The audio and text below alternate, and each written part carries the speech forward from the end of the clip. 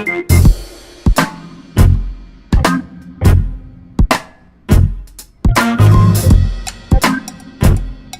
your buckle seats, or buckle your fasten seats, or whatever they are.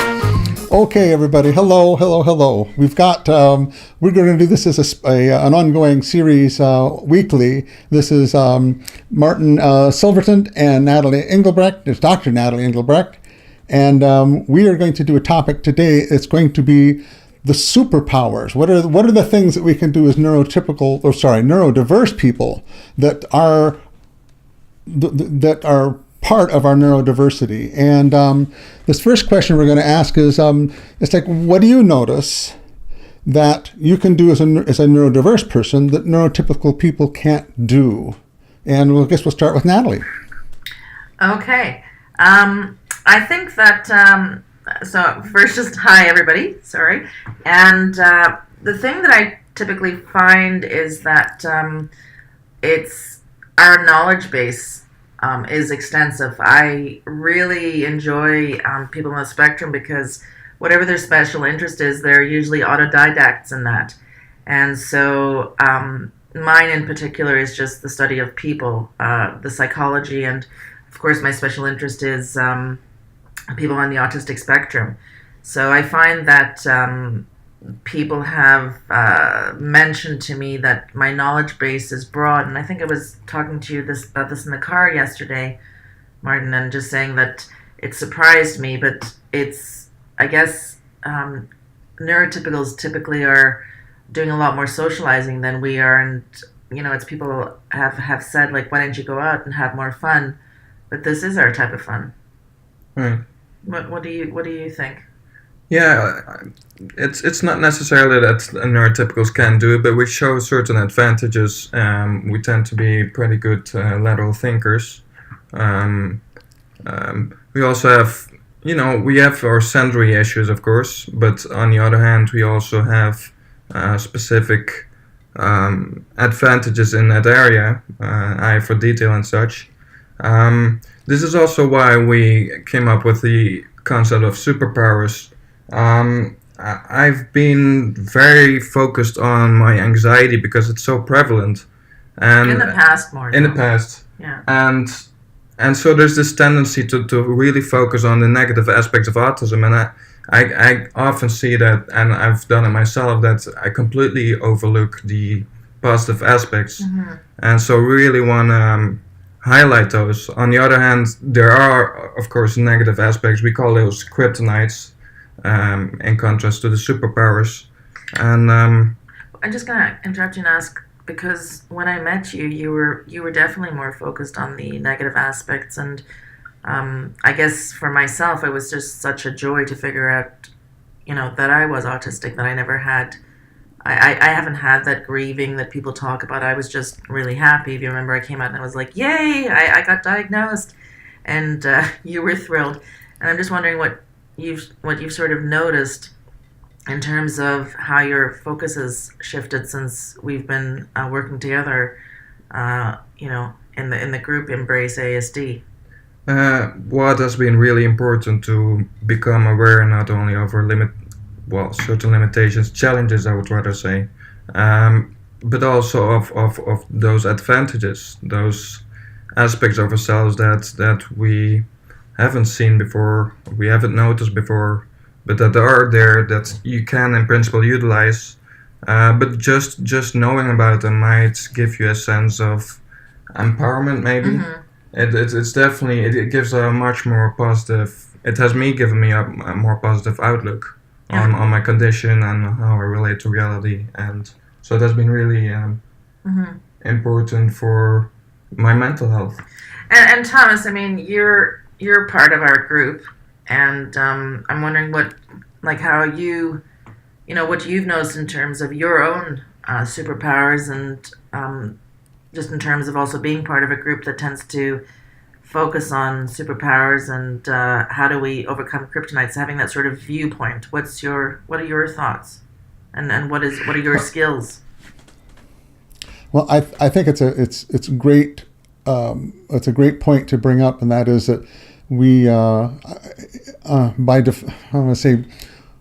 the environment that we were raised in, I mean, it's hard to not think of autism just as something negative. I mean, even, and so that it's to focus on the positive of it, I think is very essential for us, because of that we tend to focus on problems that we're having, and we don't see what are the advantages of being autistic are. And because we think everyone else can either focus well or thinks in depth or feels in depth.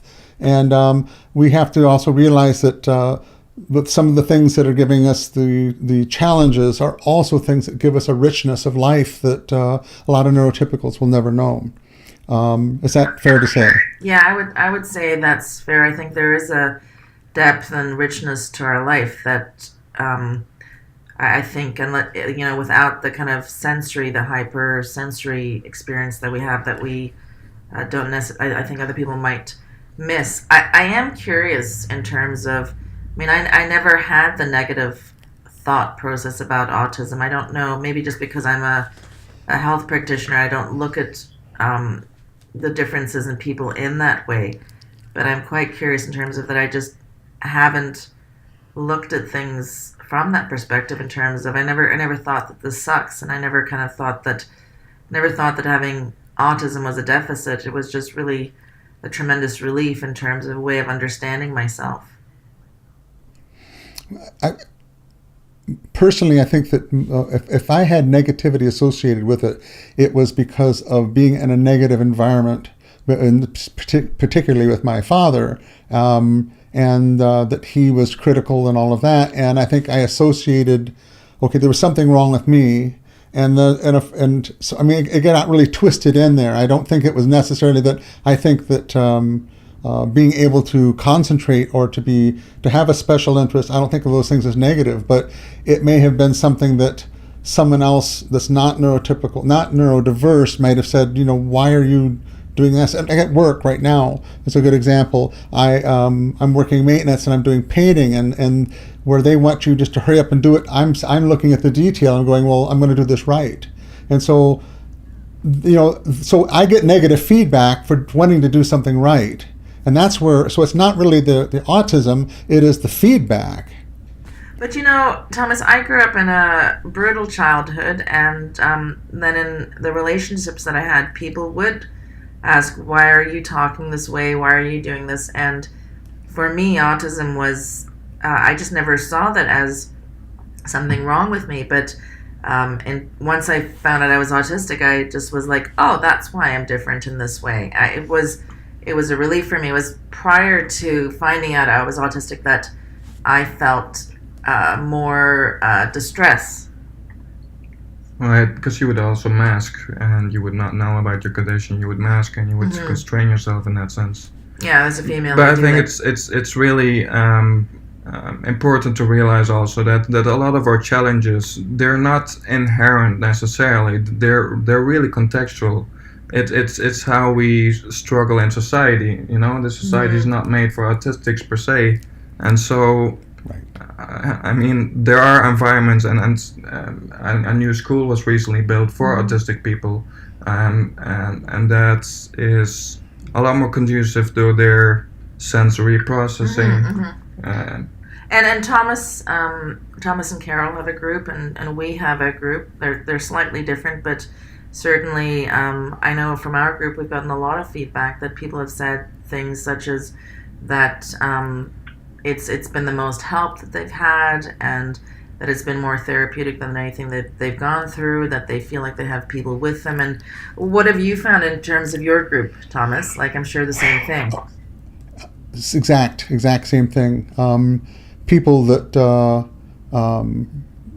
it's the first time people have had contact with other people is really what it is. We have a sort of a saying where we sometimes we'll say, okay, well we found another one adrift at sea. We're going to pull him into our life raft and bring him aboard. And that's a true analogy. People have been out there floating their whole lifetime, and they finally are rescued. And that's what it feels like to them and to us. And I think that certainly Martin and I find, we gather people up too. It's like have a strong, I think because we suffered so much prior to getting diagnosed and prior to meeting each other, and finding a way to recognize the things that are amazing about us. That for us, it's just, we don't want people to be out there suffering in those ways equally, right? Right. So maybe what I'll do is I'll share a poem that I wrote on embracing autism, if that's okay. And Yes. so the poem's called Embrace ASD. I can embrace who I am or reject who I am. I can see myself as having superpowers, or I can see myself having symptoms. I can tame my kryptonites, or I can drown in my challenges. I can cherish my uniqueness, or disown my peculiarities. I can utilize my cognitive abilities, or let my sensitivities overpower me. I can see what's cool about who I am, or I can loathe who I am. How I choose to perceive myself affects my life, other people with autism, and people's perception of ASD. Whatever I choose, I will still have ASD. Therefore, I choose to embrace ASD, be a superhero, tame, cherish, utilize, and see what is cool about me. And I wrote that, I think, shortly after getting diagnosed. Right? Right. Yeah. And it really highlights the more positive outlook and a growth mindset. And I think it's really critical that we as a group do focus on that, because sometimes I think, one of the things as well is, in terms of the poem that was important for me was, how I perceive myself and how I project myself is going to affect everybody. Because, sometimes when I see people with autism online and getting really, we have this black and white thinking, we can get quite intense.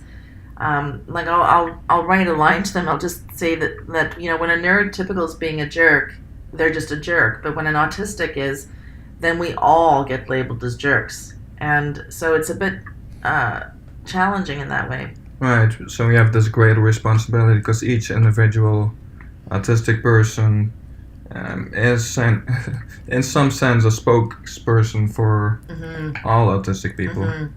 So, and it's also, our emotions are contagious in the sense that when we show a lot of depression, then a lot of people, well, it will resonate, but it's important to be constructive about it and also show a lot of positivity, and because that also creates these feedback loops. Right, and the kind of the sense of being empowered with the recognition of how do we manage these challenges, in terms of we do have these hypersensitivities, we do have these issues, and so how can we construct our life in a way that's most helpful to us? Yeah.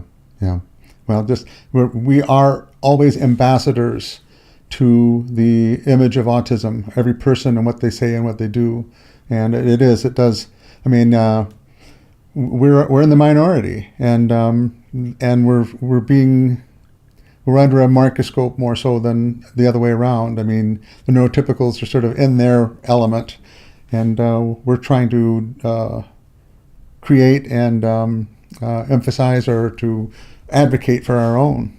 So important. It's also interesting that we have to study neurotypicals intensely in order to, be that functional part in society, whereas the other way around, there's no such drive to understand autism the same way.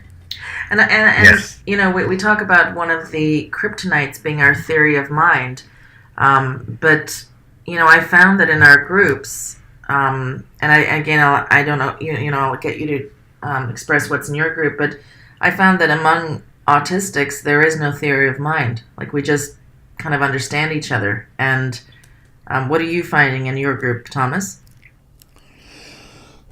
Yeah. I mean, this of course, it's only been a year since diagnosis, coming up in a few days here, and but I really do believe my gut feeling, and that is that when you're talking about two neurologically different organisms, we'll call us in a very sterile way, that from the ground up, they have different needs. And it's everything from how we organize to what we enjoy doing. And it's different between neurotypicals and neurodiverse. And when you're with neurodiverse people, that basis is already in common. Maybe it developed and expressed itself in different ways, but we have that common bond that's just undeniable. Yeah, absolutely. Yeah. And so there's a lot less need, I find. Like, I don't have to explain myself when I'm talking to another person with autism. They understand I'm going to be more honest. And that the honesty is not me attacking them. It's just me communicating, right? Yeah, which is a huge thing. Yeah. And I'm thinking about, I think, Martin, you were going to talk about a little bit, you were thinking a little bit, we had been looking up at divergent thinking today and talking about lateral thinking, and I just was wondering, what were you thinking about that? Well, it's interesting that when I look at the autistic people that I engage with, they all show a propensity for lateral thinking, whereas the literature, they don't seem to emphasize that. In fact, they often say that we have very rigid thinking, which seems to be kind of the opposite. Why do you think that they do say that? I mean, I find that we don't have rigid thinking, but... Well, there's adherence to routines, and they can be interrupted, so we show rigid thinking there, but at the same time we do show a lot of creativity as well, but perhaps more so at the higher end of the spectrum. What do you think, Thomas? You broke up a little bit there, so if I'm off base, just correct me. But we're just again we're emphasizing the difference between the neurotypical and neurodiverse mindset. Is that correct? Yeah, we're just talking about the fact that the literature says we're not lateral thinkers, and yet in my experience and Martin's experience, I do find us lateral thinkers. Perhaps we have a rigidity in our routines, but our thinking I find to be quite divergent. Well, so here's a question though. If we are lateral thinkers, we would come up with a lot of solutions, and research shows that we come up with unconventional solutions. Now, does that point to a greater ability in finding solutions, or just we happen to show different solutions than the norm? So it's a question about lateral thinking or divergent thinking. Mm-hmm. But I would say lateral thinking, you see both. Probably lateral thinking, again, more higher up in the spectrum.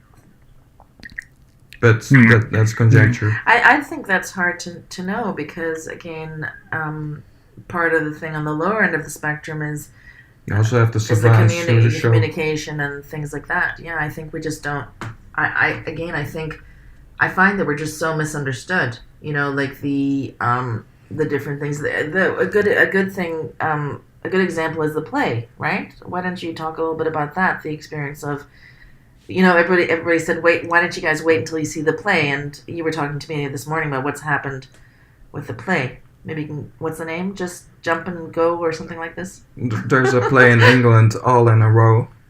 And they seek to represent a family dealing with a low-functioning autistic child. And they were afraid of representing that child by an actual child. And so they chose to use a puppet. And now the autistic community is really angry because they feel using a puppet is inherently dehumanizing when the parents and the caretaker in the play are played by humans. But I think also you need to give a mild description of the puppet. I mean, it looks like a corpse. Well, a puppet is very gray. And according to autistic reviewers, it looks better in lighting, but it still brings up questions like why this stark contrast between the characters. And the face of the puppet is fixed. It doesn't have any emotion. So you tend to think of it as a dead object rather than something with an internal life. And so it's very troubling. And so autistic people are protesting in front of the play now. Yeah. In front of the theater. Yeah, they asked us. I saw that, and it is disturbing because it sort of emphasizes, like you were saying, Martin, that the emphasis is on the whole what the neurotypicals are thinking about autism instead of learning what autism is by focusing on the people who are autistic. Is that why there's such a problem with that? And I think that in my mind, the problem is when you ask us a question, we kind of can be, not the females so much because we get so we get so well trained, but certainly a lot of the males, which is what a lot of the research has focused on. And I think when you ask a autistic male something, they're trying to figure out what the right answer is. That's the first thing, and also how much information to give, because they've gone through all these experiences of being cut off and told that it's too much, and or that they're answering incorrectly. So they tend to give these single-worded answers, and I think without gaining rapport with an autistic person, it's very difficult to actually gain information into what their rich inner life is.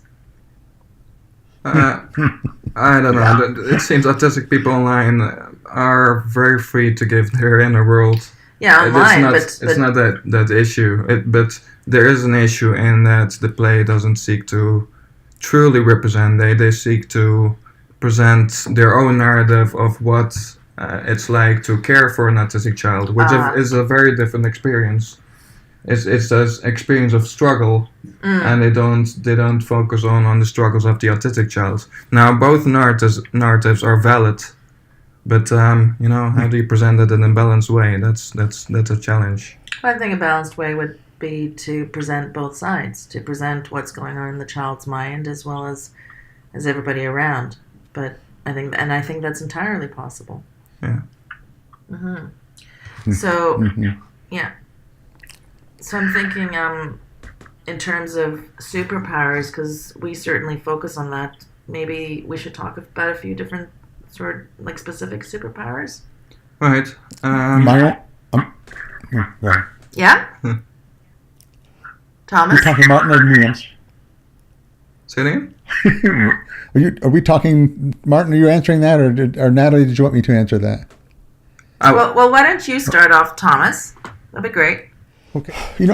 On all honesty, I'm still learning so much that I've written down a few things that I've thought of, but I'm still learning learning about myself and feeling what I'm feeling. But I'm also learning how to everything I think is normal. I'm starting to now say, just like this conversation right now, it's like there's things I thought about. It's like, I didn't know that is how the neurotypical mind worked. And so that then I can start saying, that means that what I can do is a superpower, So I'm still learning. What I wrote down in general was that I've noticed that when I think through things, I can actually do it in my mind before I do it physically. And so that when I approach something, I'll, it's like, process it, and then it works because I've done it once. And so that, I think, is sort of a superpower. Yeah, that's like Temple Grandin. She can do the same thing. That's awesome. I can do that. That's not my skill set either. And you'd certainly, I wish that you had been our painter here, because Martin and I are tremendously pained by the lack of care. It drives us crazy. The walls, yeah. Oh, yeah. And what? So what else did you mention there, Thomas? I think too, this is something I've noticed even before I knew I was neurodiverse, was that if for some reason all my life, I think it's because I was trying to find really a purpose and meaning for my life. That's kind of felt like what my goal was. That's why I wasn't focused so much on career. It was to learn, is to understand what the heck is going on. To self-actualize. To self-actualize, right? Like Maslow said. And sorry to interrupt you, but Maslow said that we get what's called metapathologies, which is called a sickness of the soul, that once our basic needs are met, we have a need to actually self-actualize, and which is to find the meaning and purpose in our life. And that when we know we found that because the work-joy dichotomy disappears, So, people have asked me do I like being on holiday or work more? I'm like, I don't know, like equally, right? So, and I think that's what you're speaking about. You were talking about self-actualizing, and that we actually find that people really get affected by that, the sickness of the soul, the metapathologies.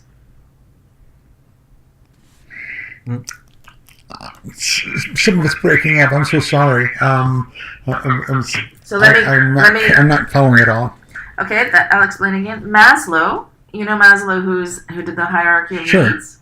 He talked about that once our basic needs are met, that we have an innate need to self-actualize, and self-actualizing was to find the meaning in our life, exactly as you're expressing that. And Maslow said it that without us following that we actually got what's called metapathologies, and that this was a sickness of the soul. And I think that so that's a very valid point, and I think that would quite describe how I felt prior to getting diagnosed, that there was something I was truly deeply unhappy about that got resolved by the diagnosis. But just as you're speaking about finding the meaning in your life, I was just thinking about Maslow. And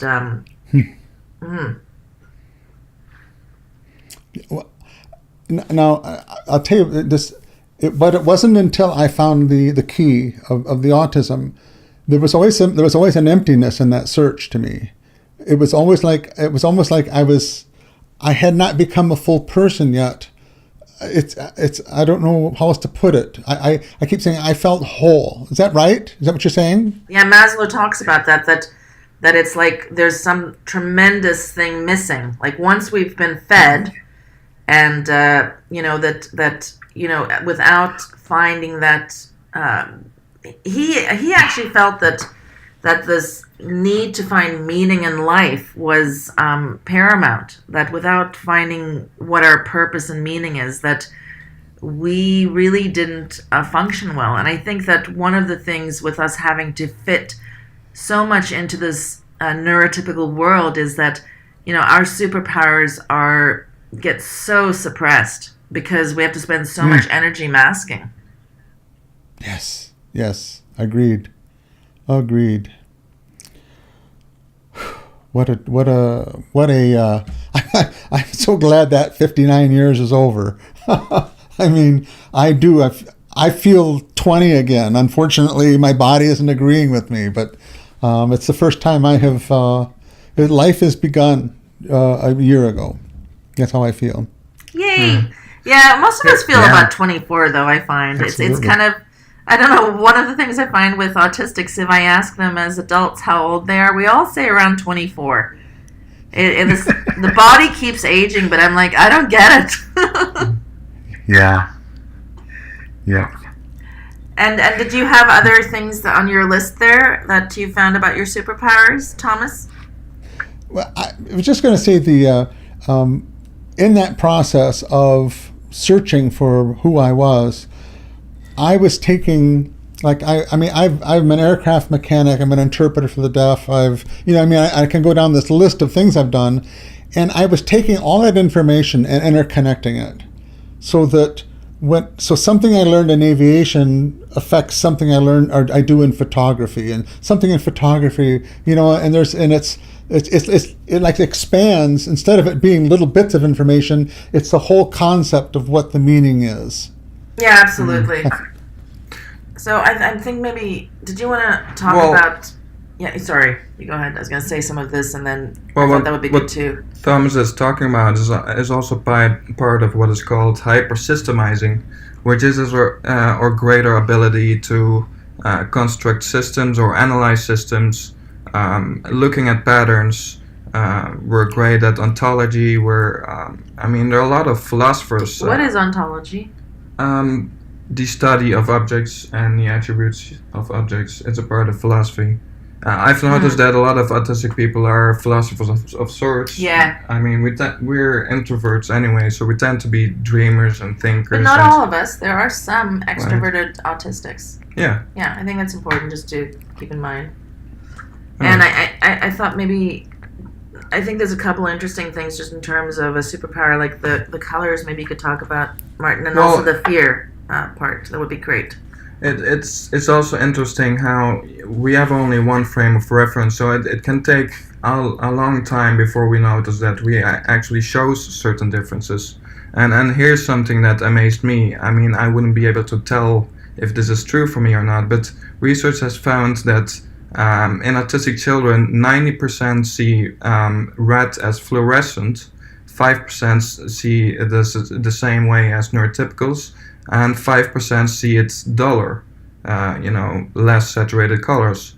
But so it seemed that most autistic children, anyway, see the world in a much more vivid, more saturated way than neurotypicals do.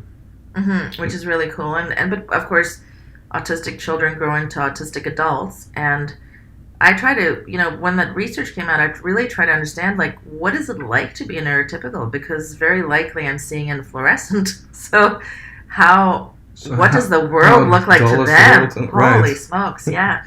And, I mean, there's some other interesting things about us as well, right? It's like you and I had been talking about the fear and the smelling fear. Right, certain... You go ahead. But I don't know another one. Oh, well, in terms of smell, like one of the things is they did this amazing research where they had mannequins emit the pheromones, which are the chemicals that we elicit in terms of like they elicited fear chemicals. And in neurotypicals, when they pick up those fear chemicals unconsciously, it creates a group kind of fear, so that it's a warning system for all that something's dangerous. We ironically think that when we smell that fear, we get calm, and yet when we smell the happy hormones, we get frightened. So I often think about social situations, where the neurotypicals are all emitting these happy chemicals, how terrorizing that is for us, because that's what our body does. But yet we're really great in situations where everybody's afraid. Like, we can act. And, I remember one time when I was in London and we actually saw a woman get hit by a car, and she spun over backwards, and, the windshield was broken, and I just calmly handled the situation, and everybody else was completely chaotic, and I was looking at them thinking, what's wrong with you people? But at the same time, if somebody whistles, I feel like I'm having a knife in my ear, and I'm sure that they would feel like, what's wrong with that person, right? So I think that we're built for different reasons. Like, evolution has not culled our gene. We're there to respond when there's danger. We're not motivated to socialize. We're motivated to do research. It's really quite a powerful thing, and I really am very happy to be on the spectrum. Right, so am I. Of course, autism does have challenges as well. It's always it's always a double-edged sword. It seems like we have this amazing eye for detail.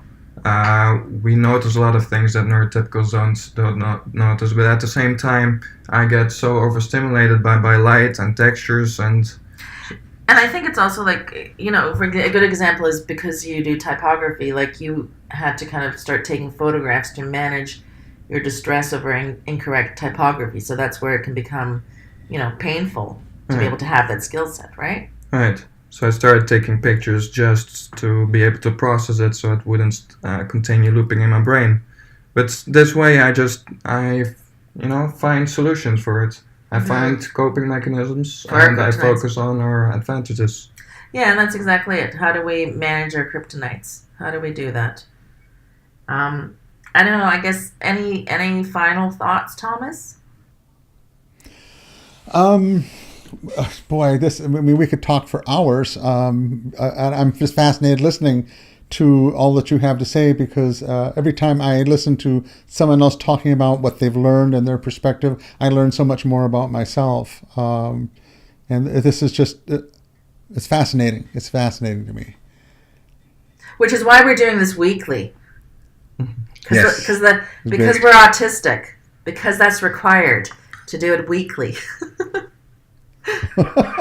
It's written to be all in all the time, It's like, yeah, it's amazing. It's really such a gift. I feel so privileged to be around other people who are autistic and express themselves. And, I really find that if we just kind of look at human beings, everybody, neurotypicals and autistics and just everybody out there, if you're just curious, people really will amaze you.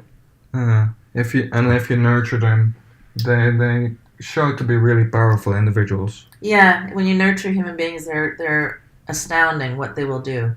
They're wonderful. Yeah, and I think too, if we can bridge, I think each the neurotypicals have their strengths and the neurodiverse have their strengths, and if we can find a way to bridge those two neurotypes, there was going to be a exponential increase in so many things in life. Period. I really think that would be a positive thing to work with each other to do. I completely agree, and I think that the internet and everything brings us into a position of having that potential for the first time in humanity. Yes. Mm-hmm. Yeah. But I think also the neurodiverse people need to know themselves better. We've been in such isolation, just like what we're talking about now, is that how much we're learning about ourselves when we talk about these experiences. The neurotypicals, I think, to some degree, or at least their system has already evolved to fit their needs. We still need to evolve our system, but we got to know what we need. We got to know who we are to do that well. Yeah, absolutely. And but I think that's what happens when we come together. I do think we actually know ourselves, but then we exist in a world that we mask, And I think what is next week's topic? Thomas, do you remember? You had a brilliant idea. Yeah, next week. Okay, yes, I'm sorry, I did. Here. I had talked about my own personal experience of before diagnosis, when you have this mindset of being neurotypical and you're masking and everything and trying to, push that image forward. And here all of a sudden you're saying, okay, nope, we're going to change. Now you're neurodiverse.